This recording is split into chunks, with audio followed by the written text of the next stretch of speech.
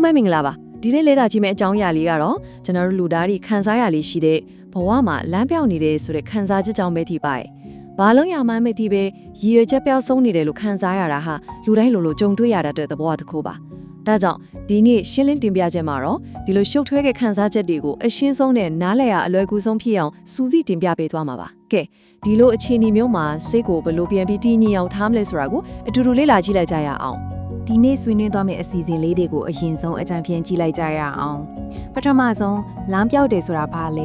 ပြီးရင်စိတ်ချမ်းသာရဲ့ပေါ်ဘယ်လိုတက်ရောက်မှုတွေရှိလဲအဲ့ဒီကနေမှတစ်ဆင့်ကိုဘယ်လိုပြန်ရှာဖွေမလဲနေ့စဉ်ဘဝကိုဘယ်လိုပြန်လဲတည်ဆောက်မလဲနဲ့နောက်ဆုံးလိုအပ်လာရင်အကူအညီဘယ်လိုယူမလဲဆိုတာဒီကိုအဆင့်လိုက်အရှင်းဆုံးရှင်းပြသွားမှာဖြစ်ပါတယ်ပထမဆုံးအပိုင်းဖြစ်တဲ့လမ်းပြောက်တယ်ဆိုတာဘာလဲဆိုတဲ့အပိုင်းကနေဆက်လိုက်ကြရအောင်ဒီနေရာမှာအဓိကသတိထားရမှာကလမ်းပြောက်တယ်ဆိုတာအပြင်ဘက်မှာတွားရင်လိုက်ရင်မျက်စိလေးလမ်းမသွားတာကိုပြောတာမဟုတ်ပါဘူး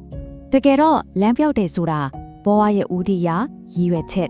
်ဒါမှမဟုတ်အဒီဖေတစုံတရာပျောက်ဆုံးနေတယ်လို့ခံစားရတဲ့အတွင်းစိတ်ပိုင်းဆိုင်ရာအခြေအနေတစ်ခုပါကိုရောက်နေတဲ့နေရာကိုသိပေမဲ့ရှေ့ဆက်သွားရမယ့်ပန်းတိုင်ပျောက်နေတာမျိုးပေါ့ဒါဟာလက်တွေ့မှာတကယ်ဖြစ်တည်နေတဲ့စိတ်ခံစားမှုတစ်ခုဆိုတာကိုအရင်ဆုံးနားနဲ့လက်ခံထားဖို့အရေးကြီးပါတယ်လေဟာနယ်ထဲရောက်နေတယ်လို့ခံစားရတာဟ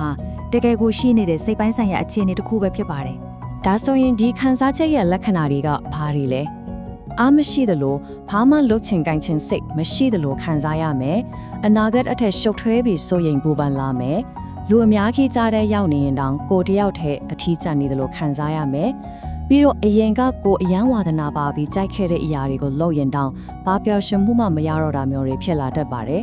်ဒါတွေဟာအလွန်လေးလံတဲ့ခံစားချက်တွေဖြစ်ပေမဲ့လူသားတွေအတွက်တော့ဖြစ်ရုပ်ဖြစ်စဉ်တစ်ခုမို့လို့ဒီလိုဖြစ်နေရင်လည်းကိုအဖြစ်မတင်ဖို့လိုအပ်ပါတယ်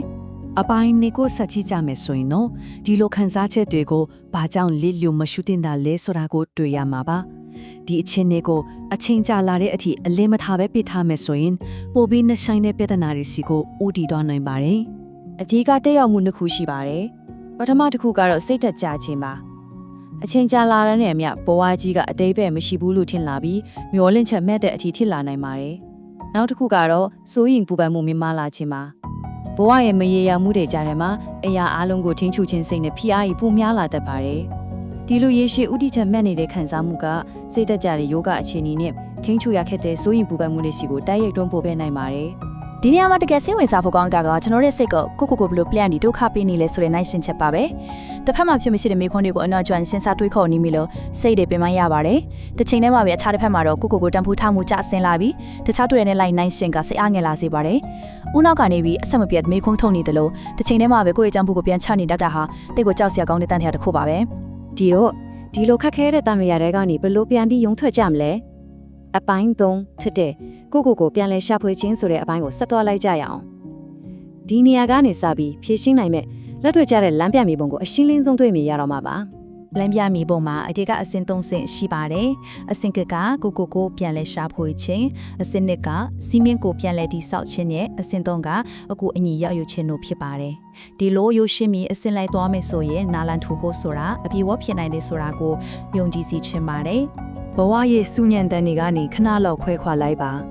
ဒါဟာအရင်ကအရေးကြီးတဲ့စကားလေးတစ်ခုပါစိတ်ကိုရှင်းလင်းသွားစေဖို့အတွက်တိတ်ဆိတ်ငြိမ်သက်တဲ့ခြင်းတစ်ခုဖန်တီးယူဖို့ဆိုတ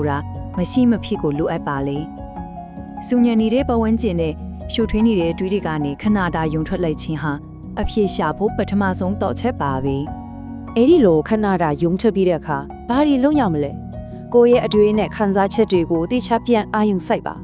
ပြီးရင်မိသားစုဒီထွင်ဖန်တီးမှုဒါမှမဟုတ်တူတွေပေါင်းကိုကူညီခြင်းစတဲ့တကယ်တမ်းဖိုးထားတဲ့ຢာတွေကိုစည်ရင်ပြုစုကြည့်ပါအဲ့ဒီနောက်မှာနေ့စဉ်လက်တွေ့ဆန်တဲ့မြောက်လင်းချက်လေးတွေနဲ့အတိအကျရှိတဲ့အပြုမှုလေးတွေကိုစတင်လှုပ်ဆောင်ပါတကယ်တမ်းဖိုးထားတဲ့ຢာတွေကပါလဲဆိုတာတေချာတိလာတဲ့အခါအဲ့ဒီအတိကမောင်မိုက်နေတဲ့အခန်းထဲကလနီတမီလေးတစ်ခုလိုပါပဲရှေ့ဆက်ရမယ့်လမ်းကိုဖြည်းဖြည်းချင်းပြန်လက်သွားစီမှာအတိချပါပဲအခုအပိုင်းလဲကိုရောက်လာပါပြီရဲ့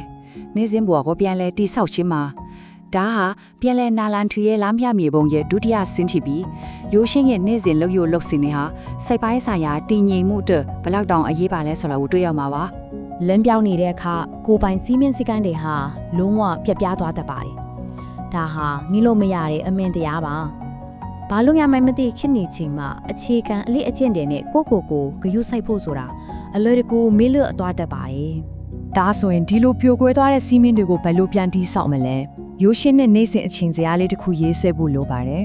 ပုံမှန်အိတ်ချိန်ပုံမှန်နိုးချိန်နေ့စဉ်ကိုလည်းလှရှားမှုလေးတွေလုပ်တာပြီးတော့အစားစားချိန်မှန်ရုံစားရတာတွေပေါ့ဥပမာအိတ်ချိန်နဲ့ထမင်းစားချိန်မှန်အမျိုးတွေဟာခနာကိုယ်ရဲ့ဇီဝကမဖြစ်စဉ်ကိုပြန်လဲကောင်းမွန်စေပါတယ်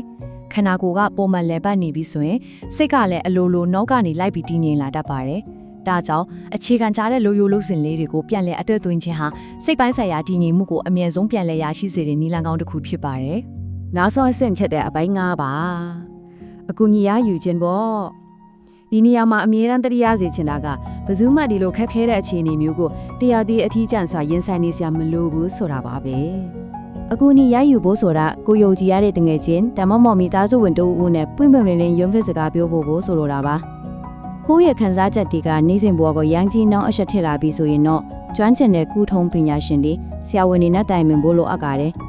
လူသားတွေဟာအပေါင်းအသင်းနဲ့နေထိုင်တတ်တဲ့တတ္တဝါတွေဖြစ်လို့ကိုယ့်ရဲ့အတွင်းစိတ်အခက်အခဲတွေကိုဖွင့်ပြပြခြင်းဟာတဘာဝကြသလိုပြင်ပကကူညီတွေရယူဖို့ဆိုတာအမြဲတမ်းလိုအပ်ပါတယ်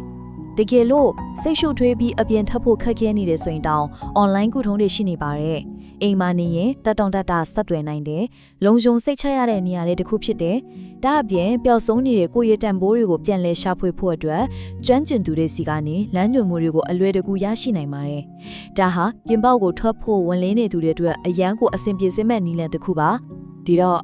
အရေးကြီးဆုံးမှတ်သားထားရမယ့်အချက်ကပါလေလမ်းပြောက်တယ်လို့ခံစားရခြင်းဟာဘဝကြီးကြားရှုံးသွားတာမဟုတ်ပါဘူးပိုကောင်းတဲ့အပြောင်းလဲတစ်ခုစီကိုတွားဖို့အချက်ပြမှုတစ်ခုသာချစ်ပါတယ်ဒါဟာအရန်ကိုခွန်အားချစ်စေတဲ့စကားပါဒီလိုစိတ်မသက်မသာချင်းနေတာဟာတကယ်တော့ကျွန်တော်တို့ရဲ့စိတ်ကပိုကောင်းပြီးပိုကျန်းမာတဲ့ဥတီချက်တစ်ခုစီကိုရောက်အောင်နောက်ကနေတွန်းပို့နေတာဖြစ်တဲ့ဆိုတာကိုအမြဲတရရပေးပါကဲဒီနေ့ရှင်းလင်းတင်ပြခဲ့တဲ့အချက်လေးတွေကနေတဆင့်အခုပဲစဉ်းစားကြည့်စေခြင်းနဲ့မေးခွန်းလေးတစ်ခုရှိပါတယ်အဲ့ဒါကတော့ကိုပြန်လဲချိတ်ဆက်ဖို့အတွက်ဘလို့ခြေလမ်းသေးသေးလေးကိုစတင်လှမ်းမလဲဆိုတာပါပဲ